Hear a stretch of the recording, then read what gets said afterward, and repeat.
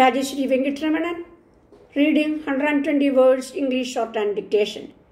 If you like my dictation, click like, share and public comments.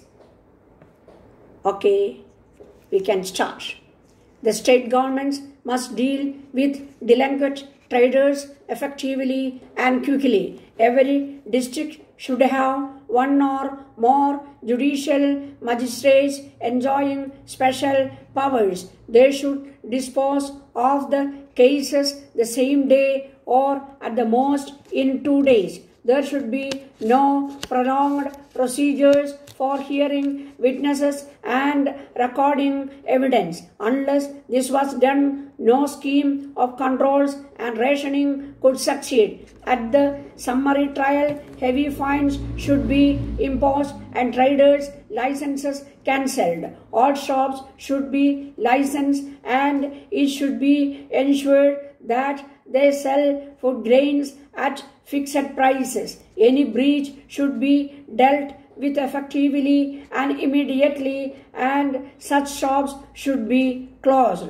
These steps have become absolutely essential because I have come to the conclusion that they are not prepared to cooperate with us. They want complete freedom. We might have taken that risk, but I find that if we leave it to them, they will not play the game. Therefore, if we decide to go in for rationing, we should simultaneously be clear in our minds and resolve that we will take effective action in order to implement our program successfully. I was one of those who generally oppose controls and regulations. Since the last meeting of the chief ministers, I have been trying to see if the government could regulate the food position and stabilize it without introducing rationing or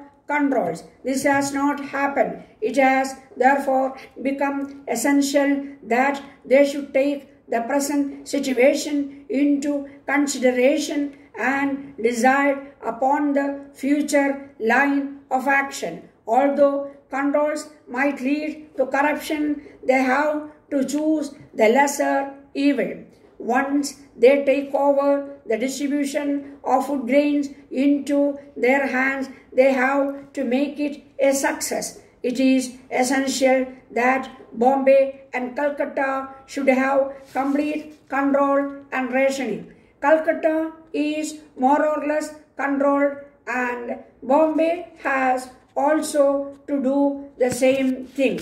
Then 6 other big cities with population of about 1 million could be taken up. It is for consideration if other cities with a population of 500,000 or so should also be taken over.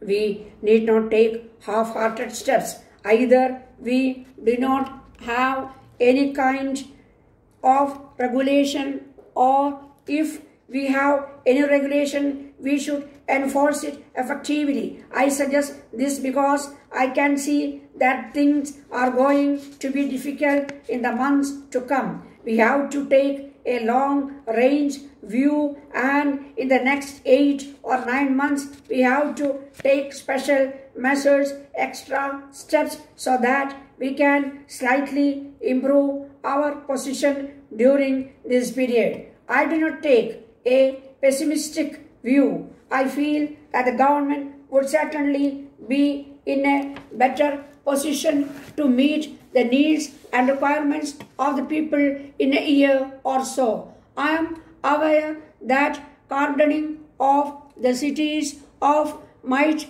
lead to smuggling and corruption. The police would naturally have to deal with it. The main idea of the proposed regulations and controls in the cities is to release more food grains for the rural areas. Cities suck most of the food grains from the rural areas. Government can gradually withdraw fair price shops from the rural areas. but special arrangements for the supply of food grains to the landless, labor, and the weak and the invalid might have to be made. When I visited rural areas, the cultivators told me that most of them had enough food grains to carry on for the rest few months.